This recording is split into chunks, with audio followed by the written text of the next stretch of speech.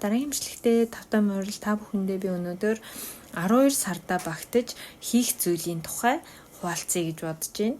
За тэгээд та бүхэн маань юуны түрүүнд энэ 2024 оноо ер нь дүгнсэн үү? Яг юу гэж бодож байна? Та нарын хувьд яг ямар жил болвоо гэд ингээд нэг эргцүүлээд дүгнээд бодод үзээрэй. Миний хувьд бол маш гоё үн цэнтэй жил гэж үзэж байгаа. Яагаад тэгэхээр өөрийнхөө нөгөө хийхийг хүсдэг зүйлээ би бас эхлүүлж чадсан байхгүй. Тэгээд хамгийн гол зүйл нь болохоор би өөрийгөө ингээд улам илүү хайрлаж ингэж гоё амар амгалан бас байж чаддаг болсон маань бүр надад маш гоё үн цэнтэй зүйл байгаа. Нэг өсөндөө өөртөө маш их хайртай болж ингэж өөрийгөө үнэлжтэй ойлгож чаддаг болсон маань бүр юутай зүршгүй тийм гоё үнэтэй зүйл байгаа байхгүй. Тийм болохоор би 2024 оныг одоо мөнгө төгрөг албан тушаал гэхээсээ илүү гоё өөртөөгөө ажиллаж чадсан гоё үн цэнтэй сайхан жил байна гэж дүгнэж байгаа. Тэгээд хүн ер нь ингэдэг юм байна л да. Өөрийнхөө нөгөө идэх хоол, унтах цаг тэгэл тэр бүгдээ ингээд чухалчлал өөрийгөө хайрладаг болчихоор нэг тийм өөрийгөө ингээд хайраар дүүргээд чадаад идэг юм байна л да. Тэгээд өөрийгөө ингээд хайраар дүүрэн байлгаж чадж байгаа хүн бусдаас ингээд нэг тийм хайхгүй болчдаг. Мэдээж энэ дээр бас буруу ойлгож болохгүй шүү хүмүүсээ тий. Одоо ингээд ганцаараа л байвал өөрийгөө хайрлал байвал болчих юм биш шүү. Одоо зүгээр ингээд өөртөө нэг гоё орон зай өгөөд өөртөөгөө ажиллаж чадах тийм нэг хүнд бас хэсэг цаг хугацаагаа бий болгоод тийм зүйлээ яг өөртөө хийж чаддаг болсон гэсэн үг байхгүй. Тэрнээс биш гэр бүлийн хүмүүс тий хай нэгэл хайртай хүмүүс бие биенээ гоё хайрлаад явах чинь бас сайхан шүү дээ тий. За тэгээд гол нь нөгөө нэг өөртөө ингээд хайрыг дүүрэн өгч чаддаг хүн илүү яг уу сэтгэл санаа нь хүртэл уужуу болоод юмыг бас нэг жоохон улс хууртай ч юм уу те шууд ингээл хариу үйлдэл үзүүлэхгүй бодож ингэж бас чаддаг болчдөг юм шиг санагдаад байгаа. За тэгээд өнөөдрийнхөө сэдвт орцгоё. Энэ японочууд болохоор нөгөө 12 сарда багтааж ингэж эдгэр зүйлүүдийг бас хийдэг юм байна. Тэгтээ 12 сарын 22-ноос өмнө багтаагаад амжуулаад хийвэл бас их зүгээр гэж байгаа. Тэгэхээр 12 сарын 22-нд чи ингээд нар ингэж буцаж наашилдаг. Ер нь бол нөгөө гайраг ертөнцийн нэг тийм янз бүрийн солилцолд явдаг учраас энергийн бас нэг учиртай юм байгаа байхгүй юу? Би одоо тэр талаар нь болохоор мэрэгжлийн өмш болохоор зүгээр ингээд ерөнхийдөнд хэлчихье. Тэгээ бас энэ нэг чухал сонссон зүйл нь болохоор дараа жил ямар байхаа хүн энэ 12 сарда шийддэг гэж байгаа байхгүй юу. Тэгэхээр 12 сарын таны үйлдэлээс дараа жилийн чинь одоо амжилт бүтээл үйлдэл бүх одоо хийх зүйл чинь шалтгаалдгаа гэдэг үг бүр ингээд бушуухан хийхгүй бол болохгүй нэ гэдэг тийм сэтэл өгсөн. Тэгээд та бүхэндээ ч гэсэн бас хуваалцъя гэж бодож байна. Би тэгээд өчигдрөөс ер нь багаагаар жоохон янзлж зэгсэлж хийж байгаа. Миний нэг бас нэг мөрддөг үг байдаг аахгүй юу. Хүн өөрөө л ер нь хөдөлж ингэж үйлдэл хийхгүй бол юу ч өөрчлөгдөхгүй гэж. Угаасаа үнэн. Яа тэгэхээр та бүхэн маань ингээд за 12 сард ингээд нэг жоох ингэсгээд л өнгөрөөч чи те.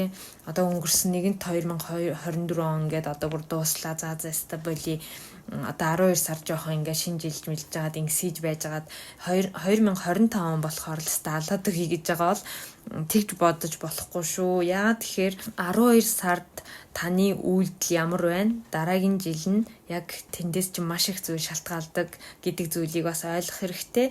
Дээрээс нь одоо ер нь бол та өөрөө үйлдэл хийхгүй бол тэр 2024-өөс 2025 гэдэг зүйл чи ерөөсөө тоо нэмэгдэж байгаа л зүйл шүү. Яг үнэндээ та өөрөө хөдлөхгүй бол юу ч өөрчлөгдөхгүй зүгээр л жил солигдож байгаа төдийхөн зүйл болно шүү. Бодоод тахаар бас тийм байгаа зү тий.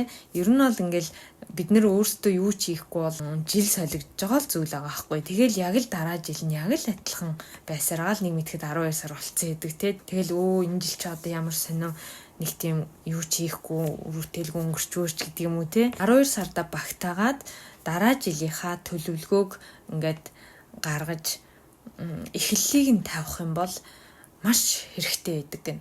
Маш үр дүнтэй байлгах үүднээс ийм зүйл хийдэг гинэ.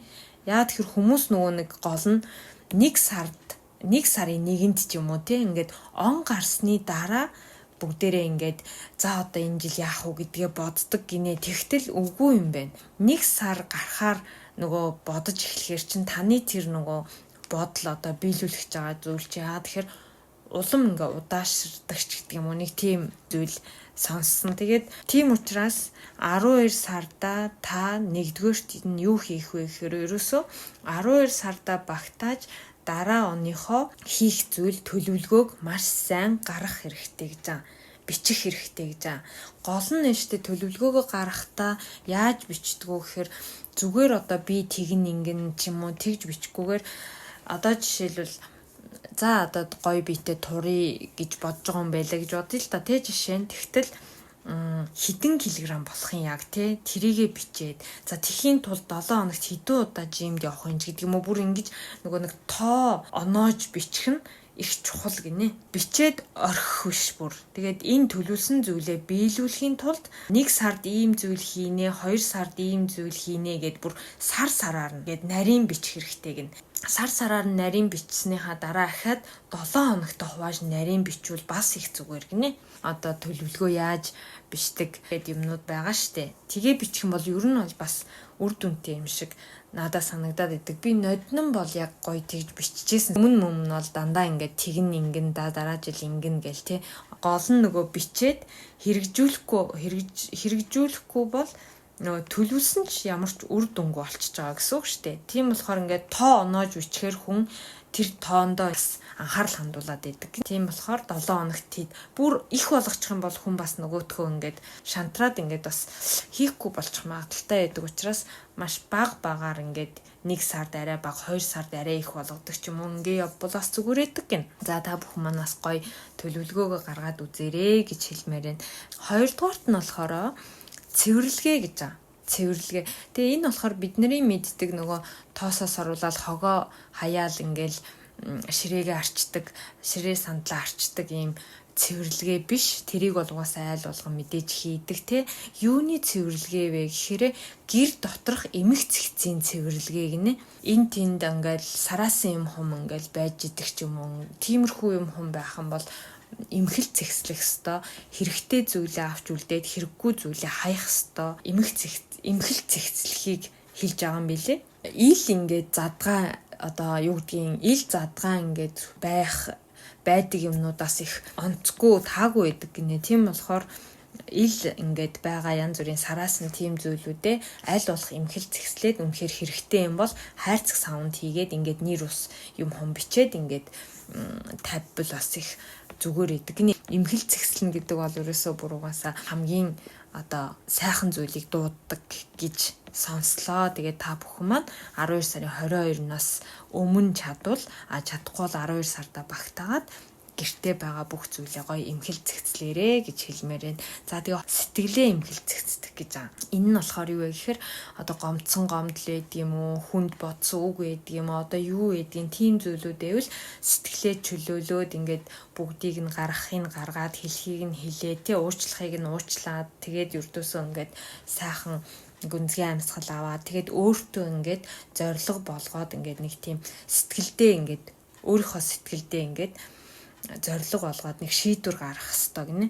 Тэр нь болохоор юу гэдэг одоо би ямар ч үед ингээд эерэг байна ч юм уу те юмыг аль болох одоо эргээр харна ч гэдэг юм уу те одоо гоё хүмүүстэй инээмсэглээд би мэдлж нүглөө олгоно ч гэдэг юм уу юу ч хамаагүй 1 2 ч хэд ч байсан болно те тийм гоё нэг тийм шийдвэрүүдийг аз жаргалтай байх тийм шийдвэрүүдийг гаргаад бичээд тэгээд тэрийгээ аль болох өдөр бүр ингээд хэрэгжүүлээд явах хэрэгтэй. За тийм болохоор та бүхэн маань гэр орноо эмхэл цэгцэлсэн бол сэтгэл зүгээ эмхэл цэгцлээд тий. За тэгээд дөрөвдүгээрт нь болохоор мөнгөний холбоотой эмх цэгц гинэ. За энэ мөнгөний холбоотой эмх цэгцийг хүмүүс юусоо хийж чаддаггүй учраас одоо мөнгөний урсгалаас ингээд таагүй байдаг гин. Яа тэгэхээр өгөх ёстой мөнгөө өгч авах ёстой мөнгөө авч тий одоо төрөвчин доторх янз бүрийн хэрэгтэй хэрэггүй карт, решето тий эмхэл цэгцлээд төрөвчин дотор ер нь бол мөнгнөөс өөр юм байх шаардлагагүй гэж олон карт байгаад хэрэгэлдэггүй бол хэрэгэлдэггүй картуудаа одоо цуцлахыг нь цуцлаад ингээд төрөвчөө маш гоё хөнгөн болгох хэрэгтэй гинэ. Та бүхэн манаас мөнгөний эмх цэгцийг хийгэрээ гэж хэлмээр байна. Тэгээд дараад нь болохоор жоохон сонирн байж магадгүй эсвэл сонирхолтой ч юм уу одоо 1 жил ингээд хичээсэн өөрийгөө ингээд шагнах гэж байгаа байхгүй юу. Тэгтээ том юм авч шагнасан ч болно. Тэр нь бол хүний сонирхол ах. Гэхдээ яаж одоо шагнах ёстой гэсэн чинь гараа арчлах ёстой гэсэн. Гарынхаа арсыг арчлах ёстой гэсэн. Одоо өдөр болгон гоё гараа угаагаад тэгээ гарандаа байн гоё орой олгон ч юм уу гоё тос түрхээд. Яагаад гэхээр гар гэдэг зүйл ингээд одоо гадуур явах одоо бүхэл зүйлд ингэж юм өргөх юу гэдгийг ердөөсөө хамгийн түрүүнд одоо энергийн солилцолд ингэж орж идэг бүх юмны түрүүнд ингээ гар явж идэг учраас гараа ингээд арчилдаг гинэ. Бүр илүү гоё зүйлүүдийг одоо авчирч дуудахын тулд тэгээд би энийг бас анх удаа сонсож байгаа. Гараа хуурайшхаар л ингээд арчилдаг биш.